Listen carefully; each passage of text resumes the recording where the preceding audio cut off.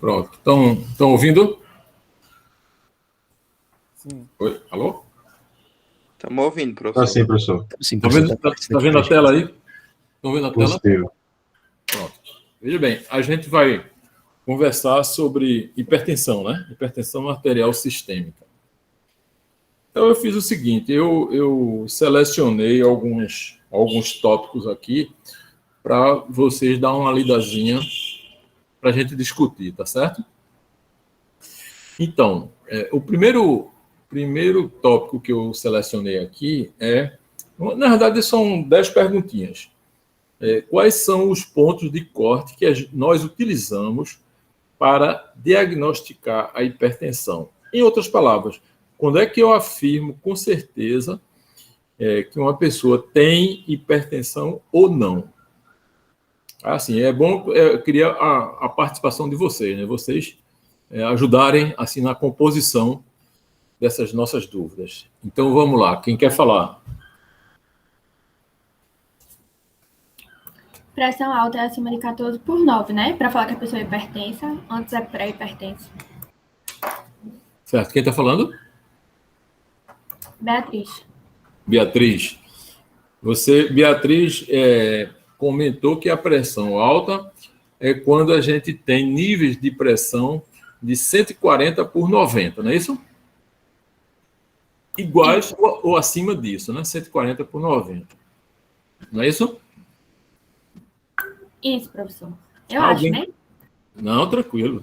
Alguém quer comentar alguma coisa a mais? Quer acrescentar mais alguma coisa, além do que Beatriz falou? Se eu não me engano, tem que ser aferida a pressão e dar esse valor em dois momentos diferentes também.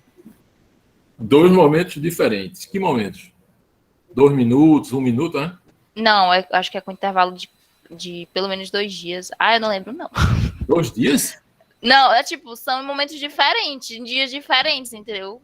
Agora, Sei. eu não lembro Eu o dia, a distância certinha entre as datas.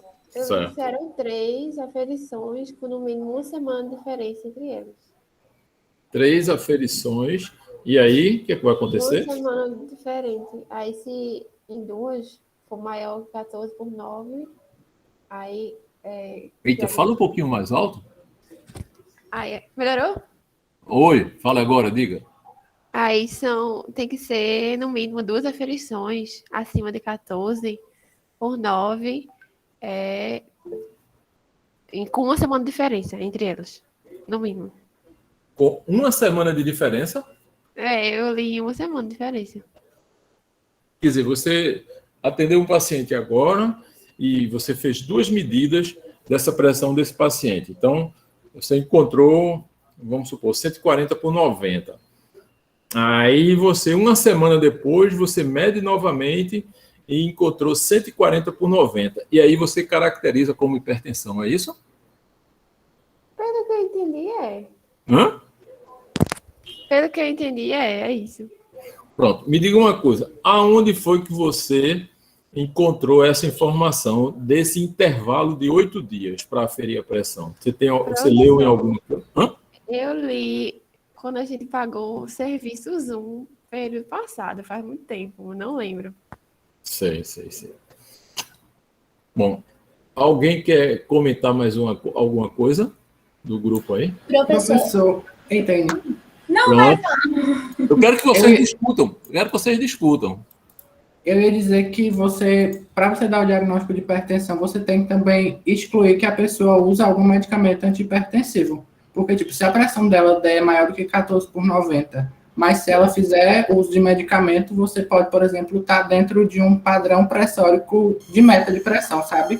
Aí você tem que fazer essa exclusão para você ter certeza de que é um diagnóstico e não uma meta pressórica. Certo, entendi. Você já acrescentou mais alguma coisa, que não é simplesmente a gente chegar e medir a pressão e aí você já caracterizar a pessoa como hipertensa. Você informou que esse paciente precisaria não estar usando alguma medicação antihipertensiva, não é isso? Foi isso que eu li. Pronto, exatamente. Então, veja bem, alguém quer falar mais de alguma coisa? Eu vi que tinha que fazer. Pode falar. Diga. Pode falar. Sim, eu tinha visto que eu acho que a pessoa pode ficar monitorando em casa por 5 dias consecutivos. E aí ela faz antes do café da manhã, se eu não me engano, e de noite. E aí ela vai vendo se vai tendo a variação ou não, que é tipo o mapa residencial que fala, ou monitorização residencial, alguma coisa assim.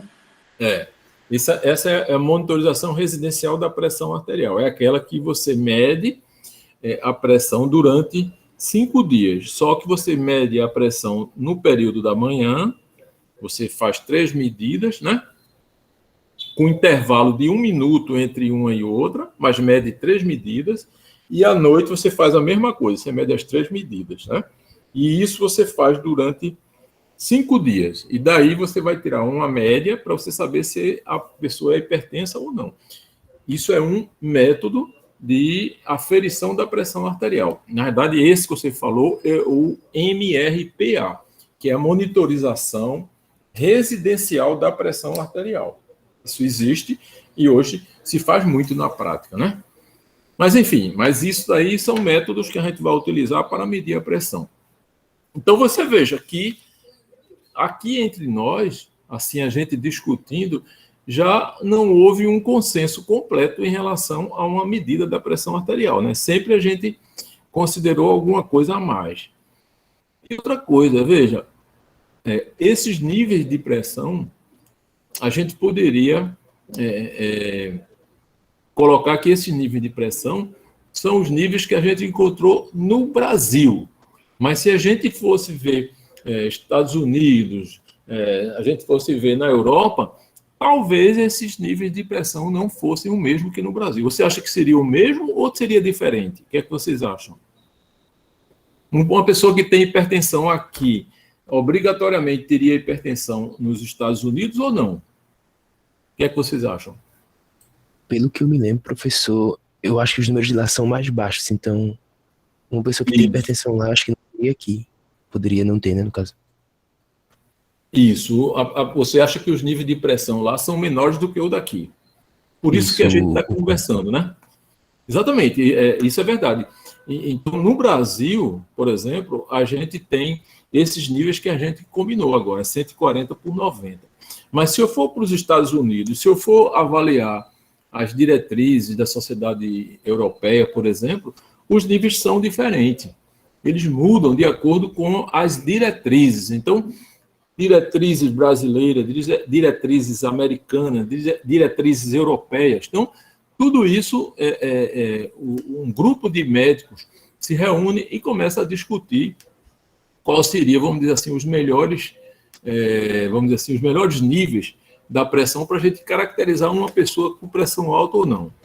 Tá certo?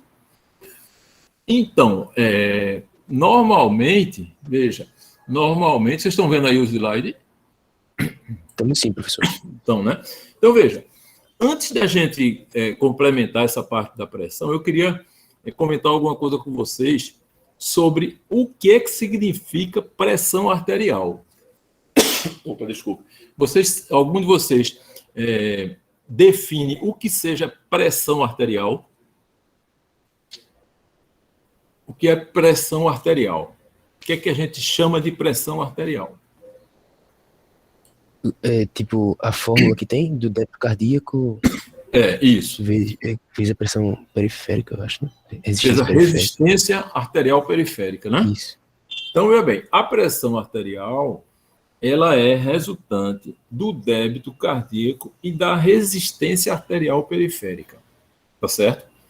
O débito cardíaco, por exemplo, ele interfere muito na pressão arterial, tanto o débito como a resistência. Então, se eu aumentar o débito cardíaco, a pressão vai aumentar, porque é a mesma coisa que eu injetar, vamos supor, 1 litro, 2 litros de sangue na sua corrente circulatória, isso vai aumentar o débito cardíaco. Então, as hipervolemias alteram a pressão para mais, né? E eu posso também alterar a resistência arterial periférica, né? Por exemplo, se eu tenho uma arteríola que está num estado de constricção mais elevado do que o habitual, porque houve uma liberação maior de catecolaminas, essa resistência arterial periférica vai aumentar. E isso vai aumentar a pressão arterial também. Então, é fundamental que a gente entenda essa equação da pressão arterial, que é o débito cardíaco vezes a resistência vascular periférica. Por quê?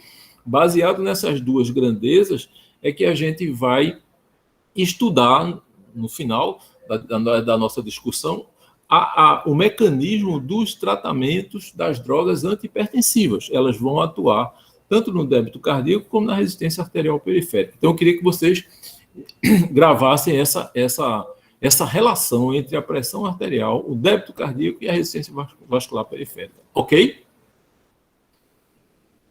Certo? Tranquilo, professor. Então, Ok. veja, vocês já ouviram falar de sistema renina-angiotensina-aldosterona, não é isso? É aquele sistema que está ativado em algumas situações. Então, a ativação do sistema renina-angiotensina-aldosterona altera a reatividade vascular, quer dizer, as artérias vão ficar mais constrictas, as artérias vão ficar mais estreitadas, vão ficar mais fechadas, seu lume vai diminuir. Então, isso vai aumentar a pressão arterial sistêmica, né? Por isso que vocês vão ver aí muitas drogas bloqueadores do sistema renina-angiotensina-aldosterona. Elas vão atuar via resistência vascular periférica. Por isso que vocês vão ver o uso de substâncias como diuréticos, que vão fazer o quê? Vão diminuir a volemia, então ele vai atuar sobre o débito cardíaco. Então lembre sempre da pressão, que a pressão ela é uma variante que relaciona-se diretamente com o débito cardíaco e com a resistência vascular periférica, tá certo?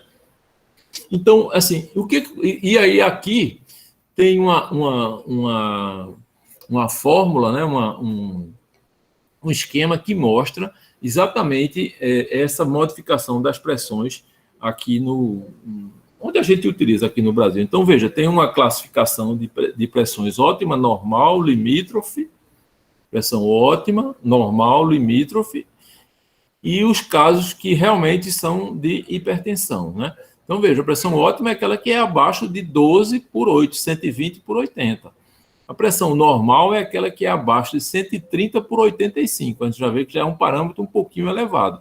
E a pressão limítrofe é exatamente essas, 13, ou 130 por 13,9 e 85/89.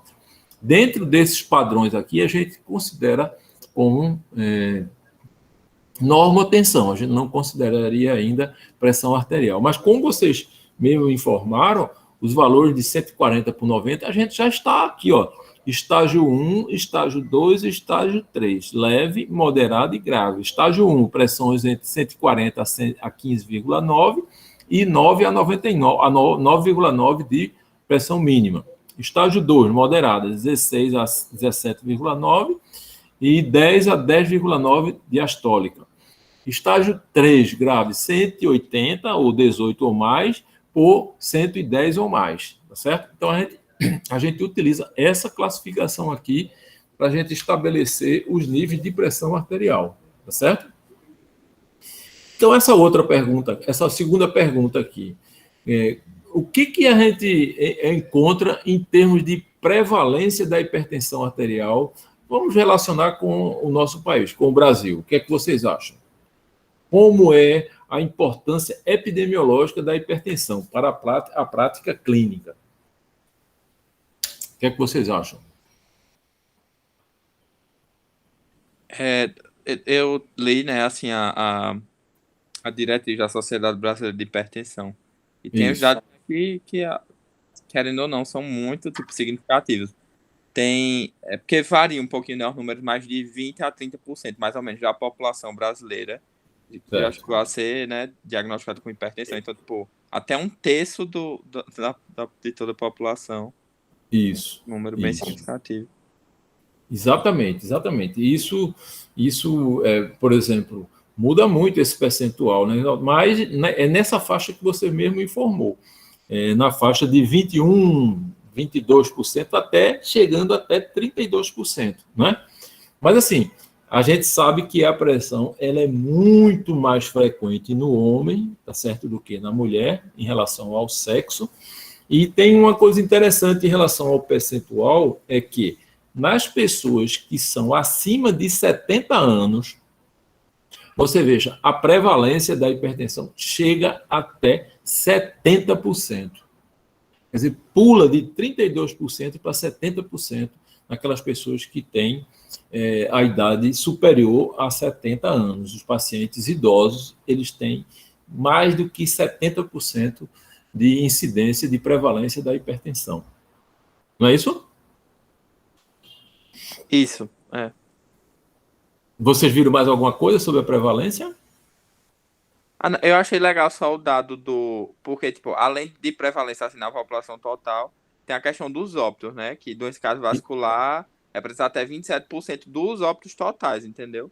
Fora Isso. outros específicos, né? Morte prematura, enfim. Isso. E isso. que os gastos, deixar aqui, tipo, mais de 15 bilhões de reais gastos anualmente com hospitalização, medicação tal, no SUS, só com hipertensão. Exatamente. Esse número aí que você deu é muito importante, porque até 2010, mais ou menos, era mais de 1 bilhão e meio de custos, né, no SUS. Mas como você informou aqui, a partir de 2019, por aí, isso, assim, quase que duplicou, mas chegou a 2 bilhões e meio de custos, né, daqueles pacientes hipertensos que vão ficar internados com um acidente vascular cerebral, com insuficiência cardíaca, né? Tudo isso vai contribuir para esse elevado custo. Mas uma coisa importante, eu queria também assim frisar, é que se a pressão arterial sistólica e a pressão arterial diastólica aumentam, por exemplo, 20 milímetros de Hg da sistólica e 10 milímetros de Hg da diastólica, a gente tem uma coisa que se chama risco cardiovascular, que é o risco de o paciente desenvolver um infarto, um AVC. Esse risco de infarto, AVC e morte, como vocês falaram, passa a ser 2 vezes maior. Então, veja, uma oscilação na pressão que aumenta, duplica a morbimortalidade nesses pacientes que são portadores de hipertensão arterial. Tá certo? Então, veja como é importante, como foi Alexandre, foi que falou? Vitor. Vitor. Vitor, como o Vitor falou, que os custos são muito altos para o nosso sistema de saúde, né, para o SUS. Você vê despesas além de 2 bilhões e meio de custos, né, só com esses pacientes que são portadores dessas alterações relacionadas com a pressão. Então, a prevalência é muito alta, principalmente na faixa acima dos 70 anos, e, em média, a prevalência estaria em torno de 32,4%, 30,4%, né, da população como um todo, né? Então, é isso daqui que eu estou mostrando aqui nesse gráfico para vocês, ó. Você vê que até 34 anos a gente teria em torno de 14%, né? De 35 aos 44 anos, nós teríamos de 20 a 20,9%. E de 45 anos e 64 anos, aos 45 aos 64, a gente teria esses dados aí que a gente comentou, 34. E acima disso, você teria mais ou menos em torno de 70% das pessoas. Então, por isso que a pressão é uma doença que praticamente tem um comportamento epidemiológico, por conta da sua prevalência ser alta, a sua incidência ser alta, e mais as suas complicações em relação às sequelas cardiovasculares, renais, etc. Né? Então, tranquilo. E se as diretrizes? Que história é essa de diretriz que eu coloquei aí nessa terceira pergunta para vocês? Segundo as diretrizes mundial, como é que a gente classifica as hipertensões? O que é que vocês acham aí? Professor, eu vi na diretriz, no guideline, né, da Sociedade Internacional de Hipertensão. Aí tem... Ele, tipo, é mais parecido com o Brasil, ele só não tem tantas divisões. A pressão arterial normal seria menor que 130 milímetros de mercúrio e 85 para a diastólica. Isso. Aí, entre 130 e 139, 85 e 89 seria normal, mais elevada, então seria mais a nossa limítrofe. Isso. Aí, grau 1, que é 140 a 159, 90 a 99, e só aí ele para no grau 2, que é qualquer um acima de 160 e acima de 100. Isso, exatamente isso. Mas assim, é como a gente comentou ali, a gente pode ter valores diferentes dessas diretrizes de acordo com vamos dizer assim, com o país que a gente está analisando, né? De acordo com, se for no Brasil, se for na Europa, se for nas Américas, nos Estados Unidos, a gente tem essa modificação das pressões, que se a gente for conversar sobre esses fatores, a gente vai passar o tempo todo aqui conversando sobre esses fatores que mudam a prevalência e a incidência. Mas a gente seguia aqui no Brasil, a gente seguia pelas diretrizes brasileiras, né? Que é uma coisa que vocês, eu acho que é para vocês, como uma referência bibliográfica, é muito bom as diretrizes brasileiras de hipertensão. Vocês podem acessar, é fácil de você acessar. Você acessando o Google, você consegue visualizar toda aquela diretriz de hipertensão. E tem basicamente todos esses itens e esses assuntos que que nós estamos comentando aqui. Tranquilo. Agora, vamos fazer o seguinte. O que a gente sabe sobre as causas, vamos chamar assim, causas clínicas, as doenças que provocam a hipertensão? O que é que vocês leram aí sobre as doenças que provocam hipertensão? Professor, eu achei que o senhor ia perguntar sobre isso, né? Hipertensão primária e secundária, nesse momento, né? Quase sempre é a primária, não é isso? E secundárias são as causas ligadas ao rim ou hormonais. Pelo que eu li, foi isso. Certo. Bom, veja bem, se a gente for investigar a hipertensão do ponto de vista, vamos dizer assim, clínico, tá certo? A gente tem um monte de causas, né, que gera a hipertensão, né? A gente tem causas relacionadas com, por exemplo, com a dieta, relacionadas com o álcool, relacionadas com o sedentarismo, né? Com a utilização de drogas, né? Drogas simpático-miméticas, né? Quer dizer, a droga que tem uma ação semelhante ao simpático. Por exemplo, aquelas drogas que você usa, aqueles descongestionantes nasais que você usa constantemente, eles podem induzir hipertensão, porque às vezes ele tem substâncias simpáticas, e aí você pode ter uma modificação, né? Os hormônios da tireoide, né? Os anti-inflamatórios não esteroides, né? Os corticoides também podem levar ao desenvolvimento da hipertensão. E outras drogas que a gente conhece também na prática, as drogas chamadas ilícitas, né? Maconha, cocaína, anfetamina, isso também tudo interfere na pressão. Mas a gente normalmente separa nesses dois grandes grupos, como você comentou, uma hipertensão dita primária e uma hipertensão dita secundária, que é aquela pressão primária, é aquela pressão que a gente chama de idiopática, aquela que não tem causa aparente, é a chamada a antiga hipertensão essencial. E a hipertensão secundária é aquela que a gente encontra uma causa, tá certo? Só que, assim, das hipertensões primárias, elas ocupam um percentual em torno de 90%. E as outras, das hipertensões secundárias, a gente ocupa um percentual muito pequeno, 2%, 5%. Então, a maioria dos pacientes, a gente vai, muitas vezes, encontrar ou classificar nesse grupo de hipertensão, chamada de hipertensão primária ou hipertensão essencial. E uma minoria está relacionado com a hipertensão dita secundária, tá certo? Não é isso que vocês leram ou leram mais alguma coisa? Oi? Acredito que tenha sido isso, professor, que a gente leu. Eu li isso também. Foi isso. Bom, mas assim, classicamente, né, a gente tem alguns sistemas, né, que podem também contribuir para o desenvolvimento da hipertensão, né?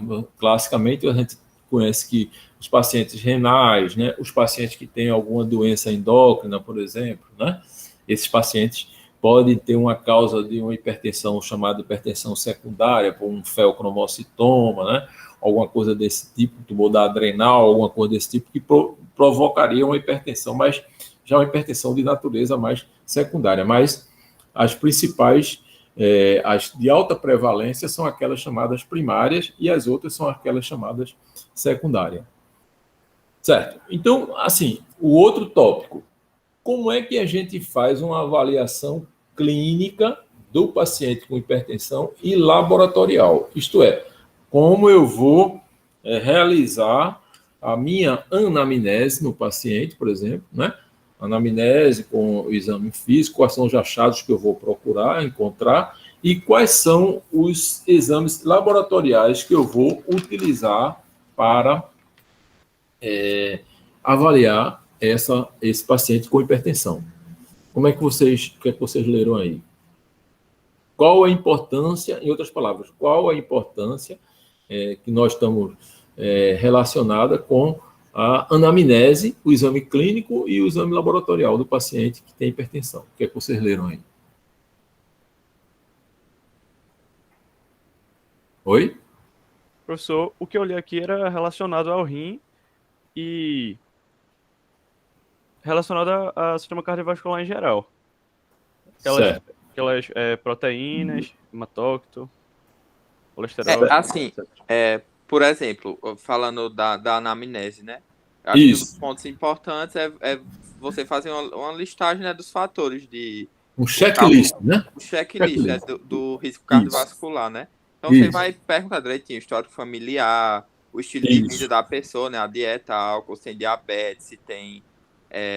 já tem o histórico, já fez um exame que indicou dislipidemia, né? Sem doença renal, a história das outras doenças e tal. E acho que de exames, o que eu vi aqui, os de mais importante, assim, do sangue, né? Seria a dosagem de sódio, potássio, creatinina e a taxa de filtração glomerular. E aí, perfil lipídico e a glicose em jejum, né? Certo. Aí tem urinálise, eu vi urinálise também e vi aqui falando do ECG. O ECG. Legal, o ECG para avaliação também. Mas deixa eu dizer uma coisa para vocês sobre a anamnese do paciente hipertenso. A anamnese no paciente hipertenso é muito pobre. Por quê? Porque muitas vezes, a maioria, eu diria, dos pacientes são completamente assintomáticos, né? Eles, casualmente, aferem sua pressão e encontram a sua pressão alterada, né? Às vezes a pessoa nem sabe, está lá no shopping, passeando, comendo um churrasco, tomando um chopp, aí, não, vou ver minha pressão aqui e tal. Aí viu a pressão, chega lá, a pressão está alta, sem você sentir absolutamente nada. Então, a anamnese per si, se a gente for analisar a anamnese, ela é muito pobre. Mas, assim, existe uma infinidade de sintomas que estão relacionados com a pressão.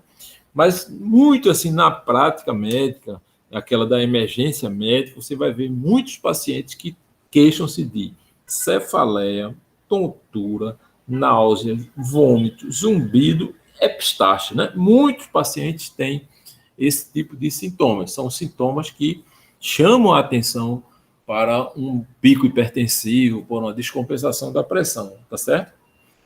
Mas, assim, mais importante também nesses sintomas é você avaliar a duração do sintoma. Isto é, na hora que você está perguntando ao paciente, você vai saber se esses sintomas são coisas recentes ou são coisas antigas, quer dizer, mostrando que esse paciente tem uma hipertensão, vamos dizer, crônica, e o outro teria uma hipertensão aguda naquele momento, sem ter nenhum antecedente. Então, a duração do sintoma, daquela lista de sintomas, é muito importante. E como você falou aí, realmente, os antecedentes pessoais do paciente é muito importante também, você saber como começou essa hipertensão, se esse paciente teve alguma internação, alguma intervenção, se ele fez alguma cirurgia que apareceu a pressão alta, e como você falou, se ele tem diabetes, se ele tem dislipidemia, né? Se ele tem doença pulmonar, se ele tem doença da tireoide, se ele tem alguma cardiopatia, né, antiga, que ele não sabe informar, né? E os antecedentes também familiares, que são muito importantes. E aqui eu queria só chamar a atenção para os antecedentes familiares, que a gente tem em cerca de 30% a 50% dos pacientes, a gente consegue detectar um dado positivo em relação aos seus antecedentes familiares. Isto é, parentes de primeiro grau, você precisa, no interrogatório, você investigar se tem alguém na família desse paciente, pai, avô ou irmão, que tem hipertensão, para lhe ajudar no diagnóstico. Tá certo? Então, os sintomas, antecedentes pessoais, antecedentes familiares, né? Acho que você falou também dos hábitos de vida, não foi? O sal, o fumo, o álcool, né? A atividade física, né? Isso tudo vai compor aquela anamnese que você está tentando colher daquele paciente, tá? Para você ter uma ideia se esse paciente realmente tinha hipertensão ou não. Certo? Ô, professor, nesse Oi. contexto eu queria perguntar a relevância da retinopatia hipertensiva. Porque eu li um estudo um pouquinho antigo foi com os índios daqui da Amazônia, eles checaram se tinha hipertensão por conta da retinopatia. Só que eu não sabia que era tão comum assim. Veja bem, um dos exames importantes que deveria ser feito na prática médica, assim, vocês têm aquele treinamento na parte inicial de céfalo-cervical, é a fundoscopia, ou o fundo de olho, né? Aquele que é feito com oftalmoscópio manual. Você olha o fundo de olho do paciente e você tem uma ideia da circulação, da microvascularização. Você vai ter uma ideia da microvascularização pelo fundo de olho. E aí você vai saber se esse paciente, por exemplo, tem alguma alteração do tipo exudato, se esse paciente tem alguma alteração do tipo hemorragia, ou então se esse paciente tem alguma alteração do tipo borramento daquela papila, o papiledema, tá certo? Por quê? Porque isso lhe orienta e lhe traz uma ideia de que aquele paciente é um paciente de risco alto para desenvolver algum acidente vascular cerebral, né? Alguma doença cardiovascular, tipo assim, infarto, angina, etc. Então, o fundo de olho, que são as alterações que aparecem na retina, como você perguntou, deveria ser um exame de rotina, você fazer isso na emergência, mas é muito raro você ver alguma pessoa fazendo um fundo de olho na emergência. Geralmente quem faz isso mais é o oftalmologista. Por quê? Qual a importância dessa retinopatia? Porque a retinopatia, ela ela faz parte de um dos grupos das lesões dos órgãos-alvo da hipertensão arterial, a chamada LOA, né? LOA, lesão dos órgãos-alvo da hipertensão. Que a gente sabe, sistema cardiovascular, sistema nervoso, sistema renal, sistema macrovascular e sistema ocular, né? Que gera aquelas 3 alterações: exudato, hemorragia e papiledema. E a gente tem até uma classificação clínica que é feita de acordo com esse fundo de olho. Se o fundo de olho tem só exudato, se o fundo de olho tem hemorragia, se tem papiledema, etc. Então, é um exame importante, mas só que você não vai ver no dia a dia os urgentistas, vamos dizer assim, fazendo esse exame na beira do leito do paciente. Certo? Entendi, professor. Obrigado. Ok. Então, sim, aí a gente faz, depois de você fazer essa avaliação da anamnese, tá certo? A gente vai utilizar agora os achados, os parâmetros que a gente deve utilizar para a gente aferir a pressão arterial, que depende do examinado, do examinador e das aparelhagens. O que é que vocês leram sobre esse item 6 aí?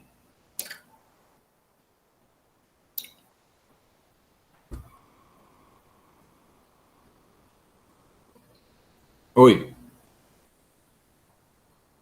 Alô? Estão por aí?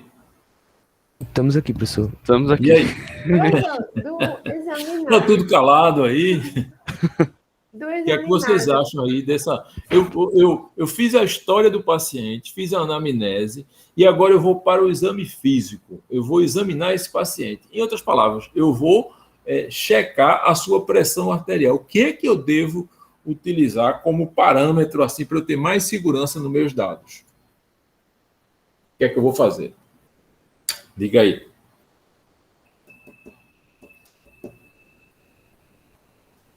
Vitória? É a Vitória Não, que está falando? eu ia falar, tipo, Pode falar. Na hora que for A hora é essa, a hora é o essa. paciente Fale ou se tem que cale para ficar... sempre. A hora é agora. A hora é agora. Não, na hora que Diga for lá. aferir a pressão, o paciente tem que ficar sentado, com o braço na altura do peito, ele não pode ter feito atividade física, nem pode ter consumido... É isso que o senhor queria que a gente falasse? Isso. Não pode ter feito atividade física até meia hora antes, nem consumo, nem fumado, nem Certo. ingerir bebida alcoólica, essas coisas. Eu não lembro de tudinho direitinho.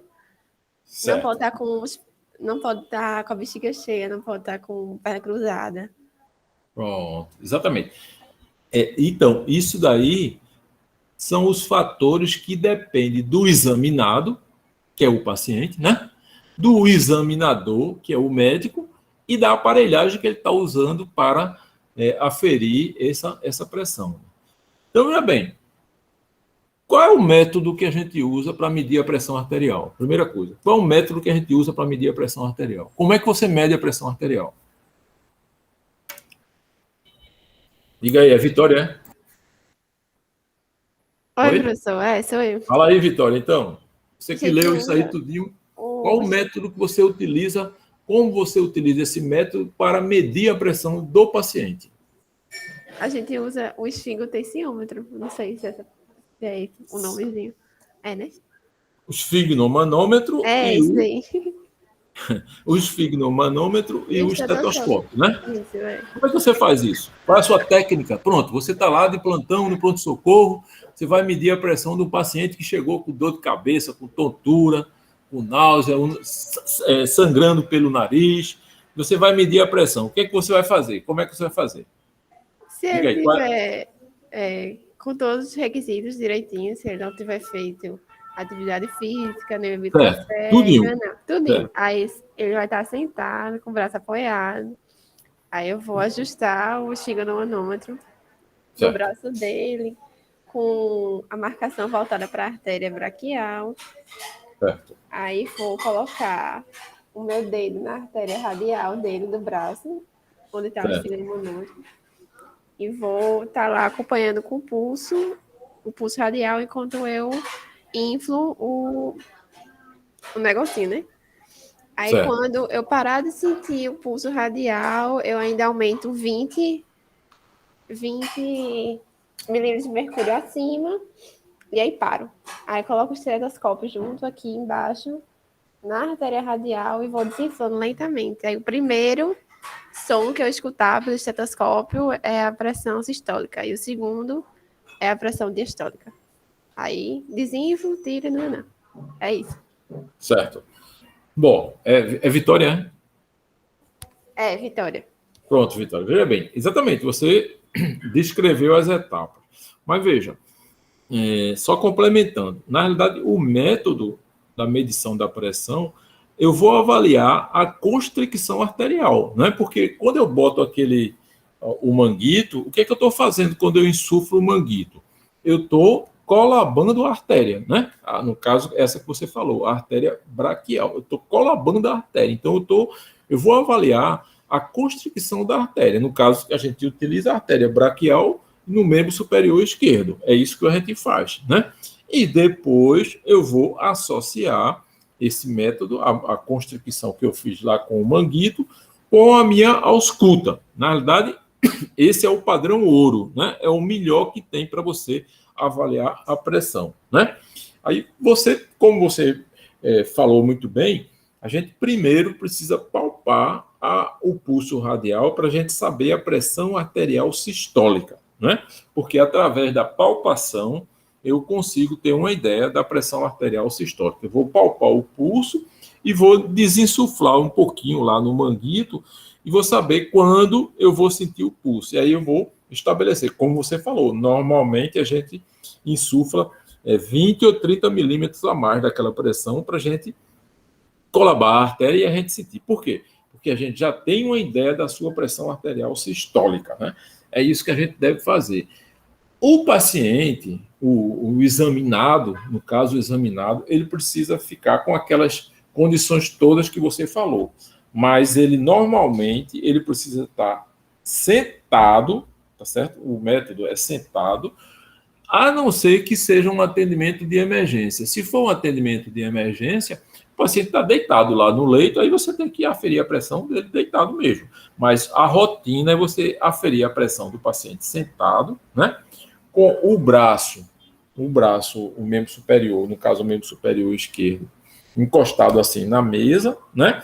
De uma maneira que quando você colocar o manguito vai ficar mais ou menos na altura do externo, mais ou menos ali na altura do coração, na parte mais alta do coração, no terço superior do externo e mais ou menos na posição que a gente chama de posição correspondente aos átrios, né? É onde eu vou colocar o manguito e ter mais ou menos um nível. Então, o paciente tem que ficar sentadinho ali, tranquilo, como você disse.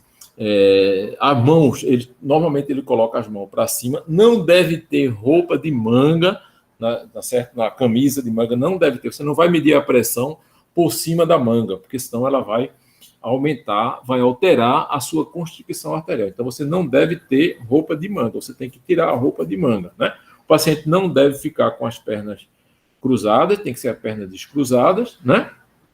E com repouso, obedecendo o repouso, como você também falou, 5 minutos de repouso, e evitar fazer atividade física, não fumar, né?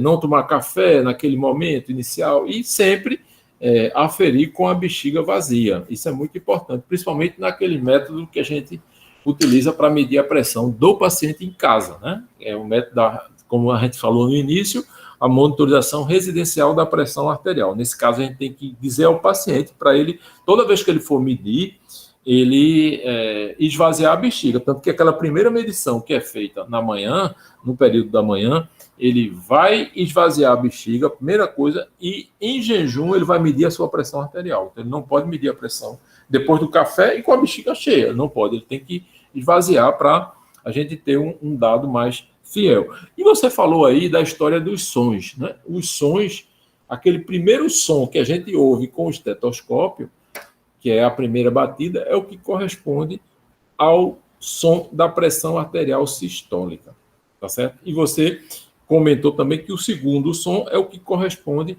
à pressão arterial diastólica. Veja bem, existe uma escala, que é chamada escala de Korotkov. Eu acho que vocês já ouviram falar. A escala de Korotkov é uma escala que tem todos os sons, desde a fase inicial, da primeira fase, até a última fase, que são 5 fases. Então, na realidade, se você for colocar nas fases, não é a segunda, é a última, que é a 5ª fase. Por quê?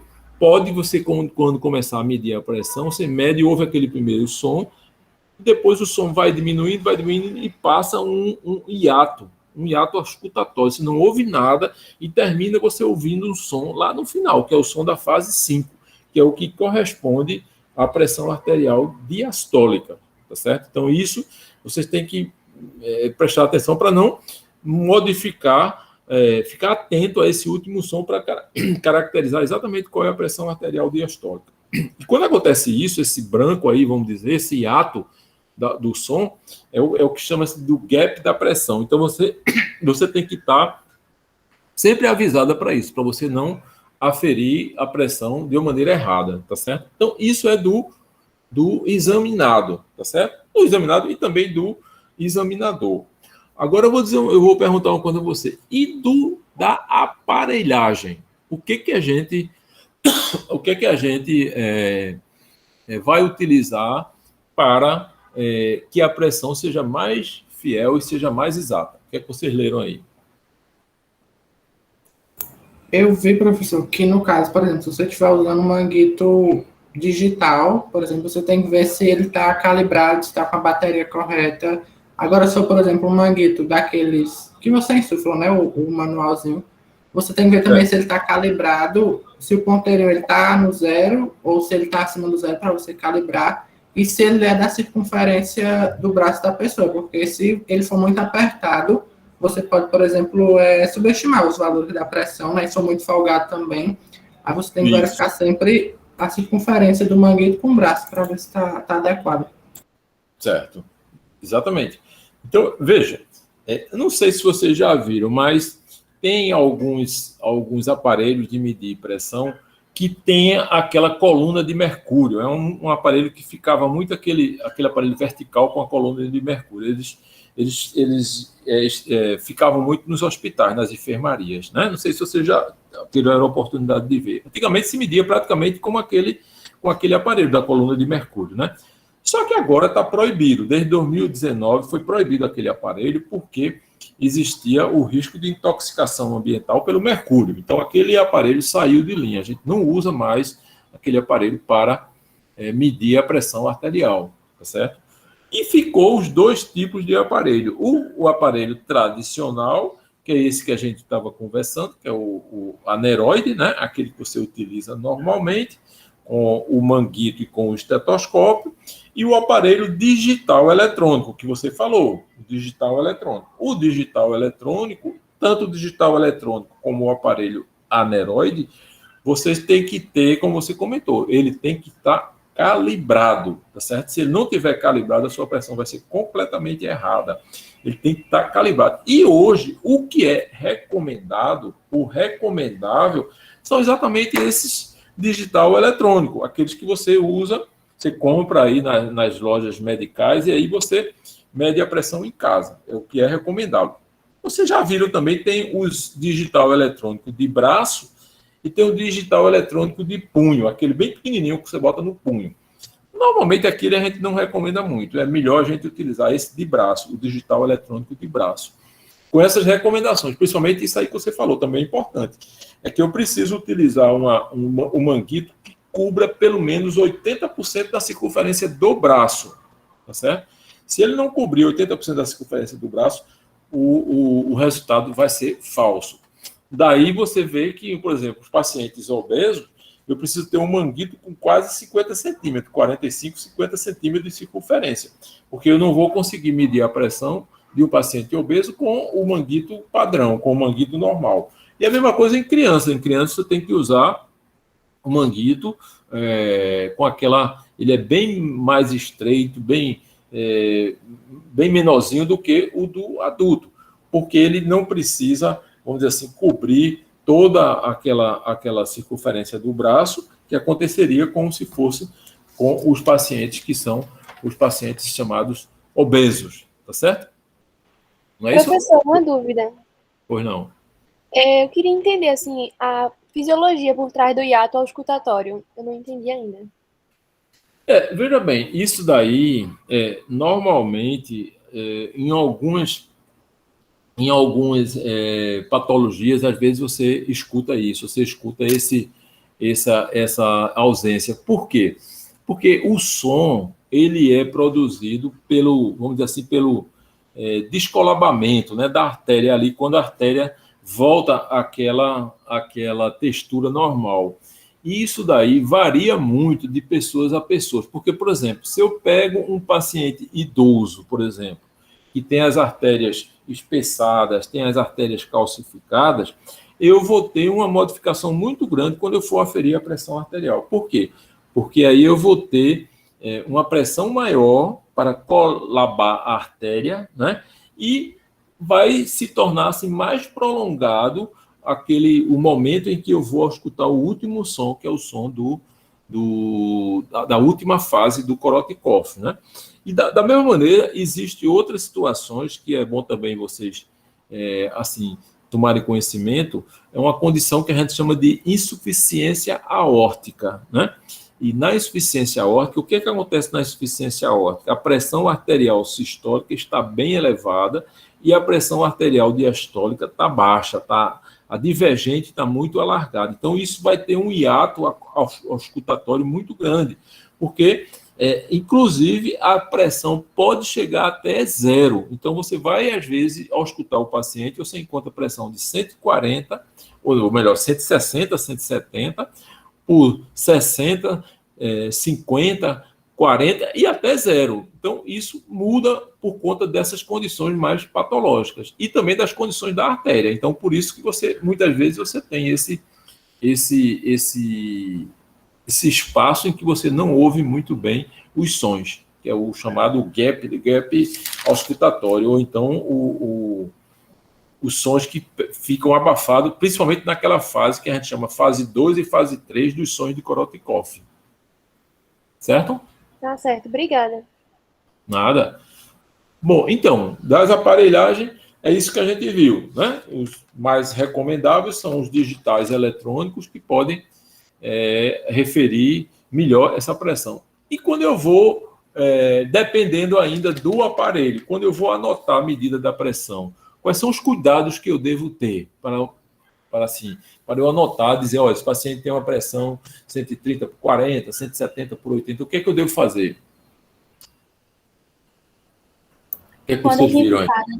quando a gente para de escutar a pressão diastólica, a gente não pode simplesmente tirar ou finalizar, né, o procedimento. Tem que esperar baixar mais uns 20 ou 30 milímetros de mercúrio para considerar que realmente aquela pressão que a gente escutou por último é a diastólica.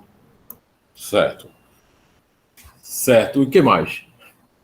E não pode arredondar o valor, né? Você tem que botar o valor exatamente do jeito que você observou lá no esfigmo, para depois você não ficar confuso. Exatamente. Você não pode fazer a aproximação dos valores. A primeira coisa, pressão de 12,58, 12,6, 12, você não pode fazer essa aproximação. Você tem que dar o valor real que você está vendo ali no esfigmomanômetro, tá certo? E outra coisa também importante é quando você vai desinsuflar. Quando você vai desinsuflar o manguito, você tem que tomar cuidado. Por quê? Porque se você desinsuflar rapidamente, você corre o risco de perder a anotação da pressão real. Certo? Habitualmente, você deve desinsuflar 1 a 2, vamos supor, milímetros por segundo, tá certo? 1 ou 2 milímetros, bem lentamente. Você não vai desinsuflar rapidamente, porque senão você corre o risco de você errar aquela pressão, tá certo? E outra coisa também que é importante a gente comentar é os pacientes que têm algum tipo de arritmia. Se o paciente tiver uma arritmia, por exemplo, se o paciente tiver uma fibrilação atrial, certo? Que é aquela arritmia na qual o coração está fora do ritmo, ele está tuc, tuc, tuc, tuc, tuc. Uma vez ele bate mais coordenado e outra vez ele bate mais afastado. E isso fica difícil a gente saber qual é o valor real da pressão, porque existem vários sons que vão interferir nesse valor. Então, às vezes as pessoas leigas em casa mesmo, quando vão medir a sua pressão, quando tem um tipo de arritmia, essas pressões estão completamente falseadas, elas não dão os valores reais, né? Tanto para a frequência cardíaca máxima, como para a frequência cardíaca mínima. Ele pode superestimar ou pode subestimar a pressão, se esse paciente tiver uma arritmia do tipo, por exemplo, da fibrilação atrial. Certo? Então, é importante você fazer as 3 medidas, intervalo de 1 ou 2 minutos, né? E você considerar, quando você está na dúvida, você considerar as 2 últimas medidas, a média das 2 últimas medidas. Isso vai lhe ajudar para você marcar. E uma coisa importante é também você deve medir a pressão nos 2 membros superiores, geralmente nos 2 membros superiores. No membro inferior, não recomendo rotineiramente a gente fazer, que a gente não faz isso. A gente só faz a medição das pressões no nível de membros superiores e de membros inferiores quando o paciente tem uma patologia que é chamada coarctação da aorta. Já até comentei com vocês isso, coarctação da aorta. Quando você tem uma pressão aumentada na raiz do membro superior, e aí, consequentemente, eu tenho uma pressão diminuída nos membros inferiores. Então, aí, eu tenho a obrigação de medir a pressão no membro superior e nos membros inferiores. Ok? Tá certo? Ok, professor, tá certo. E lembre-se de uma coisa também que é muito importante a gente comentar. É a história da hipotensão postural. Vocês leram alguma coisa aí sobre isso?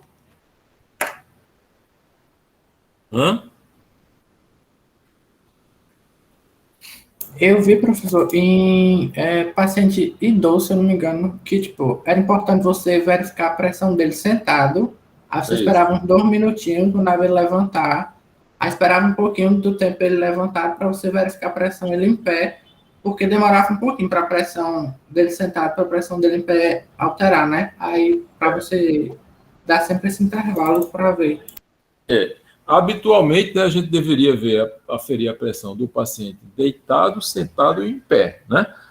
Com um intervalozinho de minutos, porque quando a gente fica em pé, a tendência é a pressão cair mais, né? E quando a pressão cai mais, o coração muitas vezes fica acelerado, então tem aquela resposta taquicardizante, né?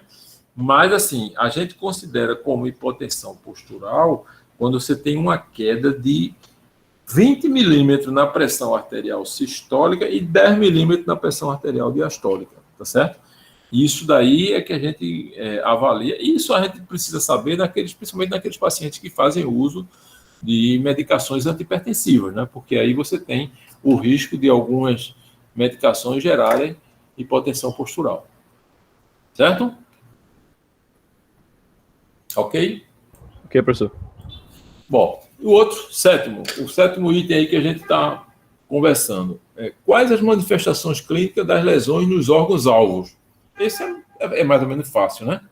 O que é que vocês leram aí?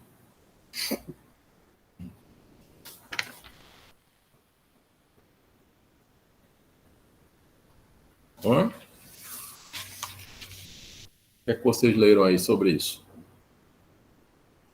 Professor, eu vi um pouquinho assim, tipo, ele, inclusive no guideline também internacional, ele fala um pouquinho de cada órgão, né? Tipo, a doença, ele fala das avaliações, assim. Tipo, no cérebro. Aí ele fala, né, de isquemia transitória, né, tal. Aí ele fala do diagnóstico por ressonância, geralmente. Aí no coração, ele fala um pouquinho do ECG, né, umas coisas mais específicas. O índice de Sokolov, Lyon, não sei o que. Mas para indicar que é para avaliar a hipertrofia, né, do ventrículo esquerdo, a geometria do ventrículo esquerdo e tal. Isso tem uma disfunção sistólica, diastólica, enfim. Aí no rim, o rim é um dos que tem mais associação, né? Assim, geralmente chama a atenção quando se fala de cardio, fala muito de rim, né? Aí ele fala dos exames, né? Vários exames aqui ele coloca, principalmente creatinina, a taxa de filtração, mas porque tem várias doenças renais, né? Que se associam, mas no geral, doença crônica renal ou pode ter uma lesão aguda também, se eu não me engano, né? Algo assim.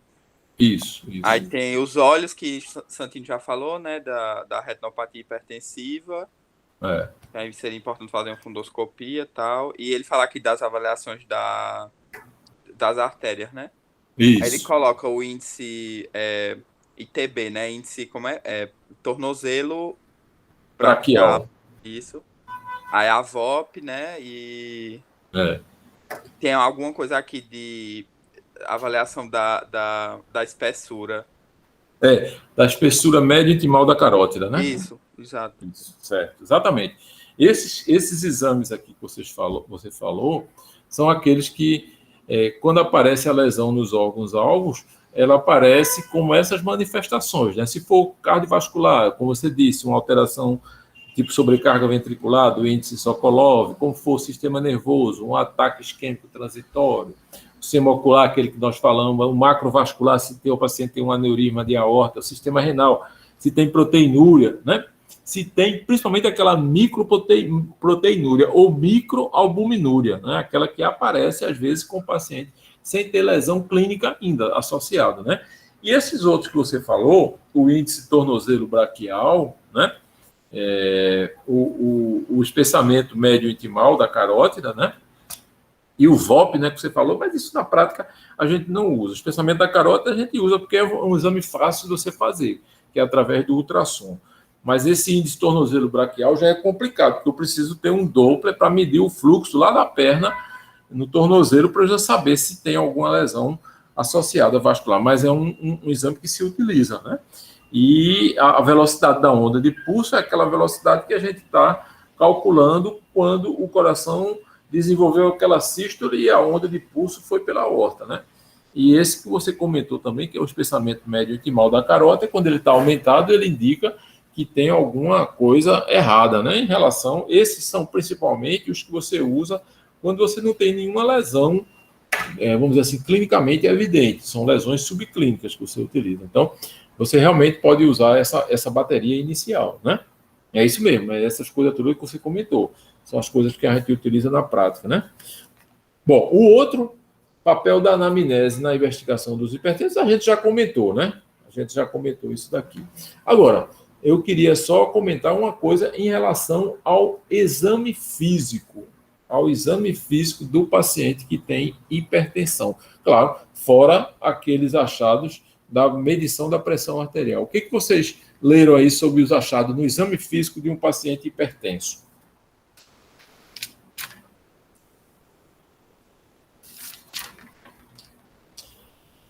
Lógico, como eu estava falando, fora a medida da pressão arterial. Seria interessante escutar foco aórtico e focos renais ilíacos. Fala um pouquinho mais alto, quem é que está falando?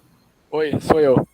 Oi, fala aí. Seria interessante eu escutar foco abdominal, aórtico e renal e ilíaco, no caso.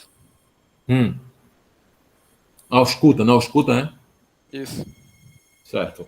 Bom, você teria, na verdade, depois de você medir a pressão, você iria procurar os sinais clínicos. Se esse paciente tem uma cardiopatia, se esse paciente tem alguma doença cardíaca, insuficiência cardíaca. Aí você ia utilizar aqueles achados da parte física no exame físico do paciente que tem uma insuficiência cardíaca. Se esse paciente tem a quarta bulha, terceira bulha, se tem algum sopro aórtico, né?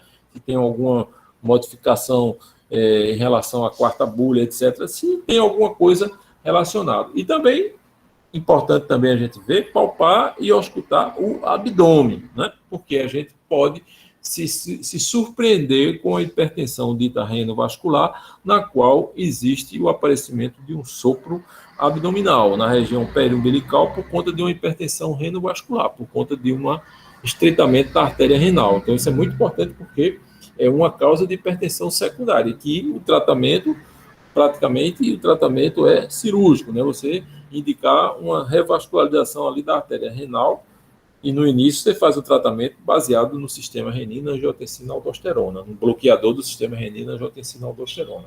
Então, mais ou menos, esses seriam os achados que a gente poderia encontrar no exame físico de um paciente com hipertensão ou não. Tá certo? Bom, além disso, o que a gente... Eu só citei o penúltimo item aí, o nono. Qual a importância de a gente medir a pressão arterial do paciente em casa e no consultório? O que é que vocês leram aí sobre isso? Professor, vocês estão me ouvindo? Então, né? Estou ouvindo, estou. Uma coisa que eu achei muito importante, também bastante interessante, era para conseguir diferenciar, né?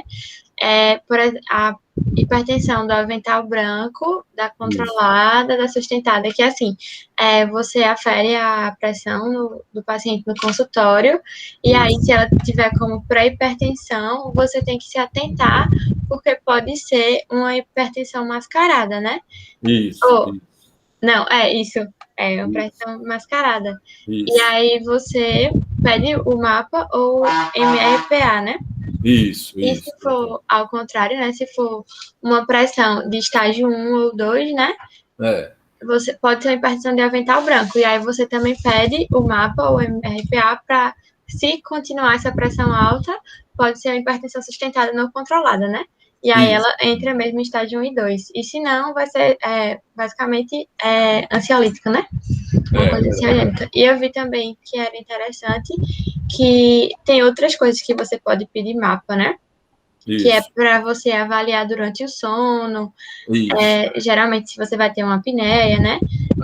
Alguma doença renal, enfim, essas coisas. É isso aí. Como é teu nome? Sara. Sara, pronto, é isso aí. Exatamente. Qual a importância da gente medir a pressão em casa e do paciente no consultório? Isso é uma coisa muito comum. A gente vê o paciente na recepção do consultório, se a gente medisse a pressão antes dele conversar com o médico, antes dele ir para a entrevista com o médico, essa pressão na recepção tem um determinado valor que muitas vezes é inferior à pressão que a gente vê quando nós estamos, quando o paciente está na nossa presença. Aí você vê que é uma pressão que a gente chama de hipertensão do jaleco branco. Então, daí a indicação bem clássica, a indicação bem formal do mapa e do MRPA. Por quê? Porque ele está medindo aquela pressão em casa, sem estresse, sem aquela expectativa do médico dar alguma notícia ruim para ele, né? Ele vai medir essa pressão, e essa pressão, ela tem mais ou menos alguns parâmetros, em função daquela diretriz que a gente viu lá no início. Então, são pressões... no mapa, a gente considera valores acima de 130 por 80 e no MRPA também, valores acima de 130 por 80. E quando a pressão no consultório ela é acima de 140 por 90, praticamente já está, vamos dizer assim, se a gente ele tem também alterações do mapa e do MRPA, a gente confirma que esse paciente tem uma hipertensão, né? E como você falou bem aí, a pressão arterial ela muda também se eu estou avaliando a vigília ou então o sono. Né? Isso eu posso fazer através do mapa, porque ele vai medir a sua pressão 24 horas. Você dormindo, ele está medindo sua pressão. Então, na vigília e no sono. No sono, por exemplo, as pressões elas podem atingir valores acima de 120 por 70. E na vigília, acima de 135 por 85. Por quê? Porque existe uma coisa que se chama descenso noturno. O descenso noturno é uma queda da pressão arterial quando a gente está dormindo, no momento da dormida. E os pacientes que são hipertensos, que têm tendência a ter pressão alta, eles não têm esse descenso noturno, tá certo? Eles perdem esse descenso noturno e aí você tem uma ausência do descenso noturno, que é um dos sinais de hipertensão arterial. Então, por isso que há essa modificação da pressão na vigília e no sono, como você bem falou, através do mapa e através do MRPA. A gente consegue ter esses valores. Mas é muito frequente essa resposta da pressão à presença do médico, né? Que é a hipertensão chamada hipertensão do jaleco branco. Pode ocorrer em cerca, que vocês estão vendo aí, esse lá de 15% a 30%, né? Uma elevação da pressão no paciente que tem uma suspeita de hipertensão do jaleco branco. Certo? Ô, professor, uma dúvida. Ou não? Quando que às vezes o médico pede, né, para algum familiar aferir a pressão do paciente lá, várias vezes por dia e anotar os horários e as pressões e tal. Esse é o MRPA, né? Isso. Aí, para fazer o diagnóstico de hipertensão, tem que ser ou pelo mapa, ou pelo MRCA, ou pelo teste de esforço, ou existe mais algum parâmetro fora o que o senhor já falou, né? Que o paciente que já tem disso, assim, no consultório com mais de 140, já dá para fazer. Veja bem, se o paciente está no consultório e a gente tem uma pressão, vamos supor, acima de 140 por 90, aí assim, é uma tendência muito grande a gente já pensar nessa parte de uma hipertensão definida, sabe? Agora, a utilização do mapa e do MRPA, por exemplo, hoje a gente usa muito, às vezes até mais um pouco do que o mapa, porque o MRPA, o paciente não fica com o manguito 24 horas, e aquilo incomoda, porque ele vai aferindo a pressão de 10 em 10, em 15 em 15 minutos, e aquilo às vezes incomoda o paciente. Primeiro que ele não consegue dormir tranquilamente, ele não dorme tranquilo, porque a cada 10, 15 minutos tem um aperto no braço para medir a pressão, então ele não dorme tranquilamente. E o MRPA não, o MRPA você faz aquela medida de manhã, as 3 medidas pela manhã e as 3 medidas à noite. Então aí não tem essa tranquilidade, não tem esse problema, tem essa tranquilidade de você não ter interferência maior ainda, porque isso, por incrível que pareça, altera também a pressão, né?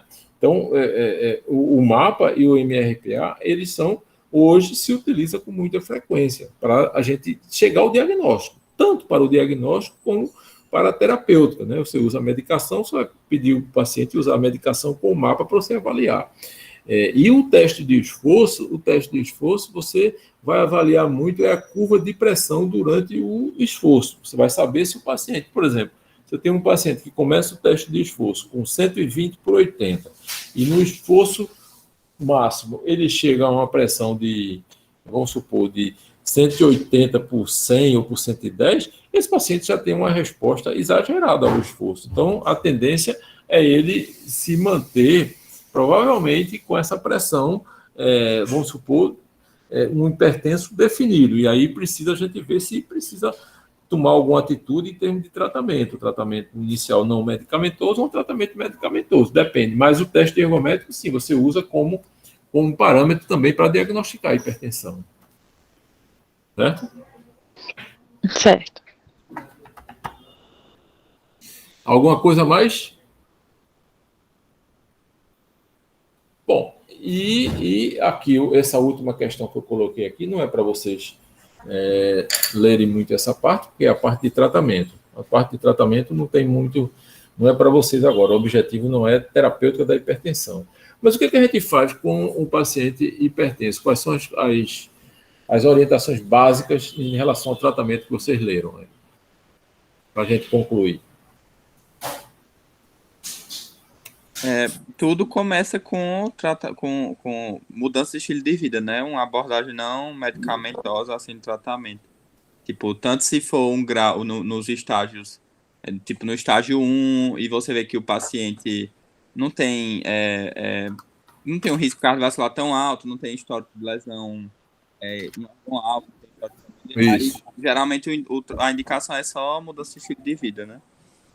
Isso, exatamente. Alguém quer falar mais? É. Eu ia falar justamente o que o Vitor tinha dito sobre a questão de mudança do estilo de vida mesmo, alimentação, exercício físico, tudo isso. Certo. Veja, o tratamento não medicamentoso. Qual é o objetivo do tratamento não medicamentoso na hipertensão? Todos aqueles pacientes que têm uma elevação do risco cardiovascular, todos aqueles pacientes que têm lesões em órgãos-alvo, como a gente viu, tá certo? E todos aqueles pacientes que têm, a gente sabe que tem um risco alterado de ter alguma complicação, de ter alguma morbimortalidade. Então, esses pacientes, a gente tem a obrigação de associar o tratamento, inicialmente, um tratamento não medicamentoso, certo? E o tratamento não medicamentoso inclui tudo isso aí que vocês comentaram. Diminuir o fumo, diminuir o peso, equilibrar a sua dieta, uma dieta hipossódica, uma dieta hipercalêmica, né? Não fumar, não beber, fazer atividade física regular, ter um controle do estresse, que é difícil, mas hoje em dia você tem a história da meditação, do yoga, porque isso vai diminuir um pouco o risco dessas complicações cardiovasculares, né? Isso é o que a gente preconiza, né? Quando a gente não tem sucesso com essas medidas, aí a gente vai para o tratamento medicamentoso. O tratamento medicamentoso, como eu disse, não é um objetivo de vocês agora, mas ele é associado, ele é obrigação de estar associado com o tratamento não medicamentoso. Por quê? Porque ele vai diminuir novamente o risco cardiovascular, aqueles pacientes com hipertensão, como nós vimos lá no começo, estágio 2, estágio 3, você vai tentar controlar para evitar algumas complicações maiores, né? E a utilização das drogas, que vocês vão ver aí na prática médica, né? As drogas, os diuréticos, os inibidores da ECA, os bloqueadores da angiotensina, os bloqueadores dos canais de cálcio, os beta-bloqueadores, os vasodilatadores, etc. São um grupo de medicações que você utiliza. E essa fotografia aí está para mostrar exatamente aquela história que a gente voltamos para o começo da aula, aquela história do débito cardíaco e da resistência vascular periférica. Você veja aqui que o tratamento medicamentoso ele vai atuar, por um lado, no débito cardíaco e, por outro lado, na resistência vascular periférica. Vamos supor que esse paciente tem uma sobrecarga de volume, por exemplo, seriam os fatores volêmicos, né? Sobrecarga, infiltração, né? Por hiperaldo, etc. Esse paciente, você teria que utilizar, nesse tratamento aqui, uma droga que seja, que retire o líquido, no caso, os diuréticos, para diminuir a volemia, e aí equilibrar o débito cardíaco. Se, por outro lado, eu tenho um paciente que tem uma resistência vascular periférica aumentada, no caso de paciente que tem uma atividade simpática aumentada, constricção dos receptores, né?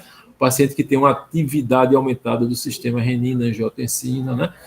Os pacientes que têm fatores de regulação alterado, como sódio, potássio, cálcio e magnésio. Então, esses pacientes, com certeza, eles vão se beneficiar de substâncias beta-bloqueadores, substâncias bloqueadores do sistema renina-angiotensina e substâncias bloqueadores dos canais de cálcio, principalmente os canais de cálcio.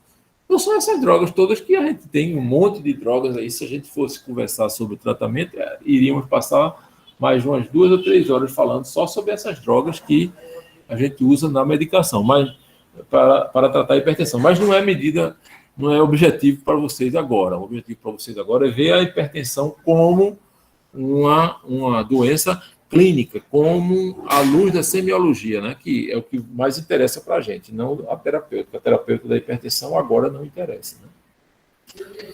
Então, era mais ou menos isso que eu queria comentar com vocês. Estou aqui à vontade. Se tiver alguma dúvida, pode falar. Se vocês quiserem perguntar alguma coisa.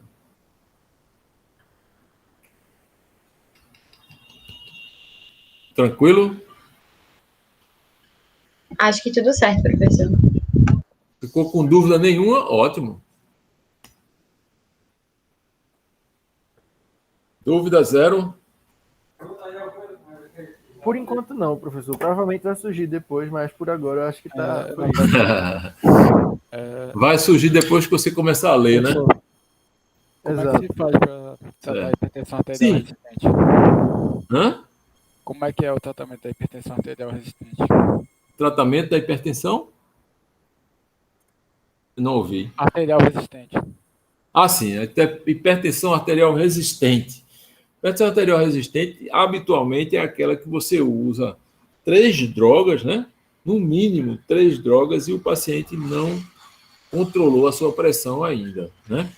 Aí primeiro você tem que investigar se esse paciente tem uma causa secundária de hipertensão, certo? Uma daquelas que nós comentamos, hipertensão renovascular, mineralocorticoide por hiperaldosteronismo, né? Uma causa secundária. E se você não encontrar a causa secundária, você tem que ver a adesão ao tratamento, você tem que ver se o paciente está fazendo uma dieta adequada, e aí você vai utilizar mais outro grupo de substância. Então, por exemplo, o paciente usando um diurético, usando um beta-bloqueador e um bloqueador da renina, do sistema renina-angiotensina, talvez eu tenha que associar mais um bloqueador do canal de cálcio, talvez eu tenha que associar um vasodilatador, entendeu? Porque isso daí vai juntar com essas medicações para ver se dá um maior aporte, né? Os vasodilatadores contribuindo junto com o diurético, com os beta-bloqueadores. Na verdade, você tem que aumentar a medicação, não tem um tratamento específico sobre essa hipertensão arterial resistente. E, às vezes, o conceito da hipertensão arterial resistente, às vezes, é um pouquinho duvidoso, porque a gente não sabe se é realmente isso que o paciente está tendo, ou se ele deixou de tomar a medicação, ou se ele não está fazendo uma dieta adequada, qualquer uma coisa que esteja dificultando a ação da medicação. Porque se você fizer uma dieta adequada, suas ações das suas medicações vão quase que duplicar, né? Então, é mais ou menos isso, é mais ou menos nessa área aí.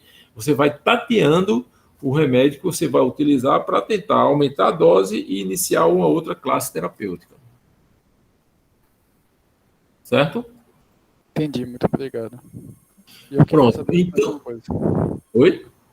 Eu queria saber também como é a conduta na emergência hipertensiva. Bom, na emergência hipertensiva, boa pergunta. Na emergência hipertensiva, você faz o quê? Primeiro você tem que saber qual é a repercussão da emergência hipertensiva, né? Um paciente que vai para a urgência só com dor de cabeça, e você chega lá, examina, o paciente não tem nenhum sinal das lesões dos órgãos-alvos, você examina só uma pressão 15/9, 16/9, por exemplo, aí você vai utilizar aquelas medicações na urgência. Quais são? É o captopril, que é um bloqueador do sistema renina-angiotensina, um diurético, e a atensina, que é um simpaticolítico de ação central. São esses que você usa na emergência. Agora, na emergência, assim, sem repercussão de órgãos-alvos. Mas se eu tenho um paciente que está na emergência com edema agudo, se eu tenho um paciente com infarto agudo do miocárdio, se eu tenho um paciente com AVC, aí já é diferente. Eu preciso utilizar uma medicação injetável na hora para tentar impedir outras complicações. Então, às vezes eu uso o nitroprusiato, às vezes eu uso o verapamil, o tridil, né? E aí, para tirar o paciente daquela urgência, daquela situação. Então, eu tenho que estratificar se é uma emergência hipertensiva com lesões de órgão-alvo ou sem lesões de órgão-alvos. Isso aqui vai conduzir o meu tratamento. Ok? Ô, professor, qual é o valor mesmo para emergência hipertensiva? Oi? Qual é o valor mesmo? Não, então, veja bem. Se uma pessoa não tem hipertensão e, por um motivo ou outro, fez um uso de uma substância, um anti-inflamatório não esteroide, usou um descongestionante nasal, e essa pessoa é normotensa, e a sua pressão chega a 15/9, 16/9, e ela está com sintomas, dor de cabeça, tontura, aí você já tem que tratar, você já tem que baixar essa pressão. Agora, se tiver outras pessoas que já são hipertensos crônicos. Por exemplo, um renal crônico. O renal crônico ele já suporta as suas pressões mais elevadas do que uma pessoa normotensa. Ele tem, às vezes, pressões basais de 15/9, de 14/9, e praticamente não tem sintomas ainda. Vão aparecer sintomas quando essa pressão atinge valores muito maiores, 18/11, 18/12, né? Então, depende muito do paciente. Isso é uma coisa que, uma visão que você tem que analisar em função do paciente, né? Saber quais são os dados que você colheu lá na anamnese e que você vai tratar especificamente esse paciente. Seria mais ou menos essa postura nossa. Se for uma urgência urgentíssima, vamos dizer assim, como a gente chama, no caso de um paciente com um infarto, um AVC, aí, um aneurisma de aorta, aí já é outra coisa, aí já é outro cenário que você tem que intervir rapidamente para que o paciente não complique e venha a falecer. Ok? Ok. Mais alguma coisa? Professor, a aula foi muito boa, obrigado. Não é uma dúvida, na realidade. Eu gostaria de falar com o senhor depois da aula a respeito daquela questão da prova, quando os alunos terminarem de tirar as dúvidas. Sim, sim, certo. Não... Tranquilo, estou aqui, tranquilo, não tem problema não. Sim, eu quero só dar uma referência para vocês, as diretrizes da Sociedade Brasileira de Cardiologia. É fácil você acessar, não tem problema nenhum, não precisa estar procurando livro, nada disso. É só botar no Google lá, Diretriz Brasileira de Hipertensão Arterial. Vocês vão ter tudo isso aqui completíssimo, sem problema nenhum. Dá para você ler tranquilo e ficar muito bem informado. Tá certo? Tá bom, obrigado, professor. Ok? Tranquilo? Pronto, estou à disposição aí de vocês. Aí, no caso, um paciente com uma pressão 18/11 e epistaxe, se faria algum desses medicamentos, é isso?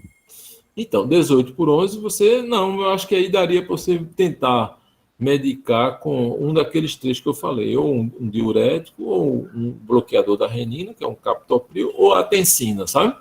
Você poderia fazer isso. Se o paciente não responder, continuar com a pressão alta, aí você já pode utilizar outras medicações mais assim, fortes, por exemplo, tipo nitroprusiato de sódio, alguma coisa desse tipo, entendeu? Que é uma medicação mais injetável. Mas no início eu posso utilizar esse esquema tríplice, captopril, diurético e a tensina. Posso até repetir esse esquema com 15, 20 minutos, não tem problema nenhum. Até ir tateando, porque só epistaxe, ela não justificaria, por exemplo, um tratamento mais invasivo, né? Inicialmente, você tem que tentar baixar a pressão. Se baixar a pressão e diminuir o sangramento, aí você mantém aquelas drogas orais mesmo, né? Sem precisar passar por alguma coisa injetável. Não há, assim, vamos dizer, risco de vida iminente, né? É isso que eu estou querendo dizer. Não tem um risco de vida de uma parada cardíaca por algum problema. Diferente daquelas outras que tem risco de vida, tipo infarto, AVC, ataque isquêmico, certo? Aneurisma de aorta. Ok? Ok, muito obrigado.